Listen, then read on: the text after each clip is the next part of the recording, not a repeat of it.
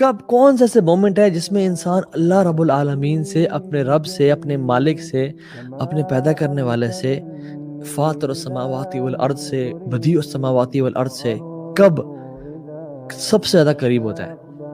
تو وہ پتہ ہے کون سا مومنٹ ہے؟ دیٹ از دا مومنٹ جب انسان سجدے کی حالت میں ہوتا ہے تہجد کے ٹائم پہ.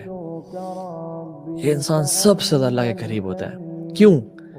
کیونکہ اللہ کے نبی نے ایک دو حدیث میں فرمایا کہ اقرب ما یکون العبد من ربہ وہو ساجد، کہ انسان اللہ سے سب سے زیادہ قریب تب ہوتا ہے جب وہ سجدے کی حالت میں ہے. اور دوسری یہ حدیث بھی آگے کہ اقرب ما یکون الرب من العبد فی جوف اللیل الاخر، کہ انسان اپنے رب سے سب سے زیادہ قریب ہوتا ہے رات کے آخری حصے میں.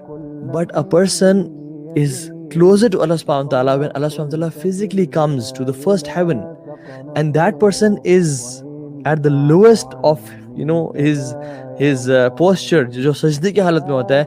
this is the moment کہ اللہ بھی پہلے آسمان پہ ہے اور انسان بھی سجدے میں ہے، کہ جب انسان اللہ سے سب سے زیادہ قریب ہوتا ہے.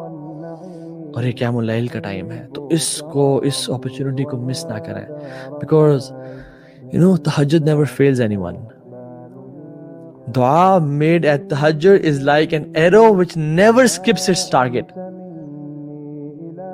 یہ ایک ایسا نشانہ ہے جو کبھی اپنے ٹارگٹ کو مس نہیں کرتا. اور اگر آپ اور میں سمجھتے ہیں کہ ہم نے ہر کام کر دیا مصیبت سے نکلنے کے لیے، مگر تہجد کی نماز کنسسٹنٹلی نہیں پڑھی، تو ہم نے کچھ بھی نہیں کیا. سو بات کیا ہے کہ جو لائف کا کرکس ہے وہ یہ ہے کہ ہر انسان چاہتا ہے کہ اس کو عزت ملے، اس کو آنریبل ہو، وہ سکسیسفل ہو، اور ہر انسان چاہتا ہے کہ لوگ اس کی عزت کریں. تو کیا کریں؟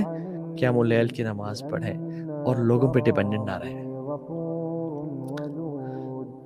And this is an honor Allah will publicize even if you don't want it.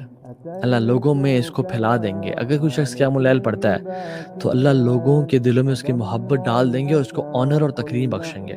یہ اللہ کا ایک اصول ہے.